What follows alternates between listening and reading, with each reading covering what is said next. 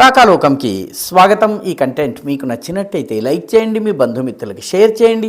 ఇప్పటి వరకు సబ్స్క్రైబ్ చేసుకోకపోతే సబ్స్క్రైబ్ బటన్ని నొక్కండి, అదేవిధంగా బెల్ ఐకాన్ని కూడా తప్పనిసరిగా నొక్కండి. జై హింద్ మిత్రులారా. ఈ దేశంలో సూర్యకిరణాలు తెల్లవారుతుండగానే మొట్టమొదట తాకేటటువంటి నేల ఏది? తొలి సూర్యకిరణాలు వచ్చి భారతదేశపు పవిత్రమైనటువంటి నేలను స్పృశించేది అరుణాచల్ ప్రదేశ్లో. అరుణారుణ కిరణాలు ఆ కొండ ప్రాంతాల్లో మొత్తం వెలుగుల్ని ప్రసరింపజేస్తాయి. కాబట్టే ఆ రాష్ట్రం పేరు అరుణాచల్ ప్రదేశ్. ఇంగ్లీష్ వాడు దాన్ని నార్త్ ఈస్ట్ ఫ్రాంటియర్ ప్రావిన్స్ అన్నారు, నార్త్ ఈస్ట్ ఫ్రాంటియర్ ఏజెన్సీ అన్నారు, నేఫా అన్నారు. మనం దానికి 1971లో అరుణాచల్ అని పేరు పెట్టుకున్నాం. ఈ అరుణాచల్లో తొలి కిరణాలు పడ్డాయి. అక్కడి యువత అందరికన్నా ముందు మేల్కొన్నారు, తమ బాధ్యతల్ని గుర్తించారు, తమ కర్తవ్యాలను తెలుసుకున్నారు.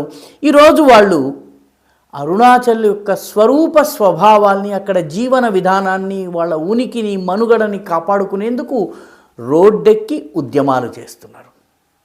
అరుణాచల్ ప్రదేశ్లోకి అక్రమంగా ఎలాంటి అనుమతులు లేకుండా ప్రవేశిస్తున్నటువంటి, చొరబాటు చేస్తున్నటువంటి బంగ్లాదేశీ మూలానికి చెందినటువంటి ముస్లింలను బంగ్లాదేశ్కి పంపించేయాలి, అరుణాచల్ ప్రదేశ్ నుంచి వాళ్ళను తరిమేయాలని చెప్పి ఈ యువకులు ఉద్యమిస్తున్నారు.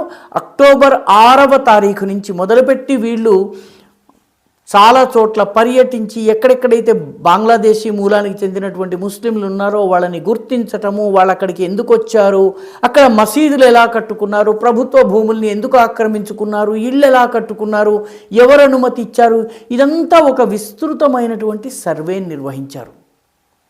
నవంబర్ 25న వాళ్ళు నిజానికి ధర్నా చేద్దామనుకున్నారు, కానీ అరుణాచల్ ప్రదేశ్లో అది పండగ సమయం కాబట్టి వదిలేసి, స్థానిక గిరిజన పండగల సమయం కాబట్టి డిసెంబర్ 9వ తారీఖున చాలా పెద్ద ఎత్తున అరుణాచల్ ప్రదేశ్ క్యాపిటల్ కాంప్లెక్స్లో బంద్ని ప్రకటించారు. డాన్ టు డస్క్, ఉదయం సూర్యోదయం నుంచి మొదలుపెట్టి సూర్యాస్తమయం వరకు, అంటే 12 గంటల బంద్. ఇది క్యాపిటల్ కాంప్లెక్స్ అంటే ఏమిటి? అరుణాచల్ ప్రదేశ్కి రాజధాని ఈటానగర్ మనందరికీ తెలుసును. అయితే ఈటానగర్కి దగ్గరగా నహర్లగన్ అనేది ఒక ప్రాంతం ఉంటుంది. అక్కడి వరకు రైలు వస్తుంది, అక్కడి నుంచి ఈటానగర్కి రావాల్సి ఉంటుంది. కాబట్టి ఈ నహర్లగన్ కూడా ఈ సిటీలో అంతర్భాగమైంది. నిర్జులి అనే ప్రాంతం ఉంది, అదేవిధంగా బందర్దేవా అనే ప్రాంతం ఉంది. ఈ నాలుగిటిని కలిపి అరుణాచల్ ప్రదేశ్ యొక్క రాజధానిగా భావిస్తారు. క్యాపిటల్ కాంప్లెక్స్ అంటారు దీన్ని. ఈ 4 గ్రామాలు, నిజానికి పట్టణాలని అనలేము, చిన్న చిన్న గ్రామాలు, ఇవన్నీ కలిపి ఒక క్యాపిటల్ కాంప్లెక్స్గా ఉంటుంది. ఈ క్యాపిటల్ కాంప్లెక్స్ మూతబడితే మొత్తం అరుణాచల్ పైన దాని ప్రభావం ఉంటుంది. అరుణాచల్లోకి రావాలనుకున్నటువంటి బయట వారందరికీ కూడాను దాని ప్రభావం వాళ్ళ మీద పడుతుంది. ఈ బంద్ని వీళ్ళు ఎందుకు పాటించారంటే, బంగ్లాదేశీ చొరబాటుదారులని అరుణాచల్ ప్రదేశ్ నుంచి పంపించేయాలి, వెళ్ళగొట్టేయాలి, అరుణాచల్ని బంగ్లాదేశీ ముస్లిం విముక్తం చేయాలని చెప్పి పోరాడుతున్నారు. 3 యువ సంఘాలు ఉన్నాయి, ముఖ్యంగా యువకులకు చెందిన సంస్థలు. ఒకటి indigenous youth force of Arunachal Pradesh, Arunachal స్థానిక యువ సంఘం ఇది. రెండవది Arunachal Pradesh indigenous youth organisation, ఈ ఆర్గనైజేషన్ ఏపీఓ అంటారు దీన్ని.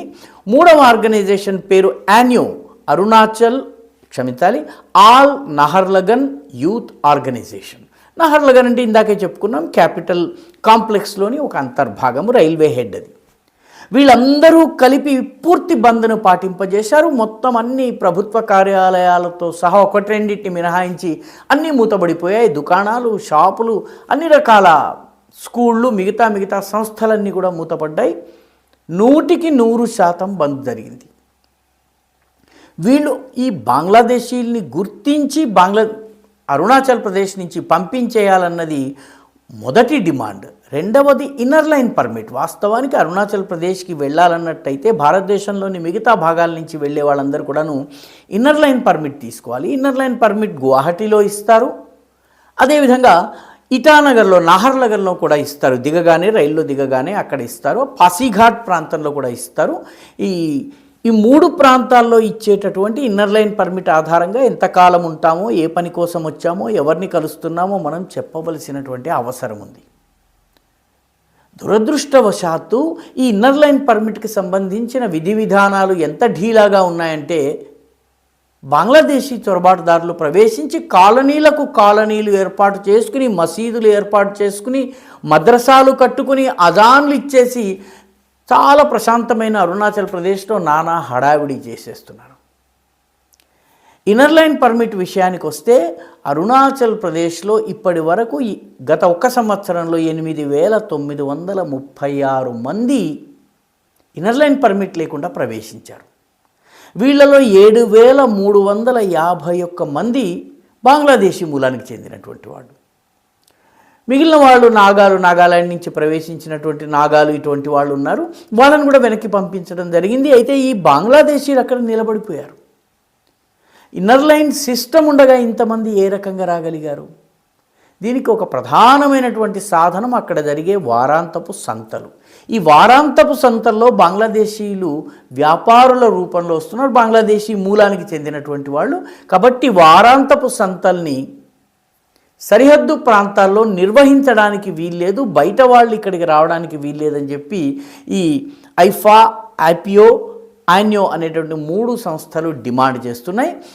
ప్రభుత్వము గనక తమ డిమాండ్లను పట్టించుకుని ఈ బంగ్లాదేశీయుల్ని గుర్తించి పంపించకపోయినట్లయితే ఉద్యమం తీవ్రతరమవుతుంది. 12 గంటలు మాత్రమే కాదు, 24 గంటలు, 36 గంటలు, 48 గంటలు, నెలల తరబడి కూడాను తాము దిగ్బంధనం చేసి ఈ బంగ్లాదేశీల్ని తరిమి వేసి తీరుతామని చెప్పి అక్కడ యువకులు అంటున్నారు. ప్రభుత్వము కూడా వాళ్ళ యొక్క డిమాండ్లను పరిశీలించడమే కాకుండా ఈ బంగ్లాదేశీలు అరుణాచల్ ప్రదేశ్లోకి ఎలా వచ్చారు, అరుణాచల్ ప్రదేశ్లో వీళ్ళు ఇల్లు ఎలా కట్టుకుంటున్నారు, అసలు ఎలా అనుమతులు లభిస్తున్నాయి, ఏ రకంగా వీళ్ళు అక్కడ మసీదులు మద్రసాలు కడుతున్నారు అన్నది ఇప్పుడు దర్యాప్తు ప్రారంభించింది. మొత్తం మీద అరుణాచల్లో తొలి కిరణాలు పడతాయి. అరుణాచల్ యొక్క యువత అందరికన్నా ముందు ప్రమాదాన్ని గుర్తించి ఉద్యమాన్ని ప్రారంభిస్తున్నారు. ఈ వీడియో మీకు నచ్చినట్టయితే లైక్ చేయండి, షేర్ చేయండి, ఈ ఛానల్కు సబ్స్క్రైబ్ చేయండి. మీ అభిప్రాయాన్ని కమెంట్ల రూపంలో తప్పనిసరిగా పంపించండి.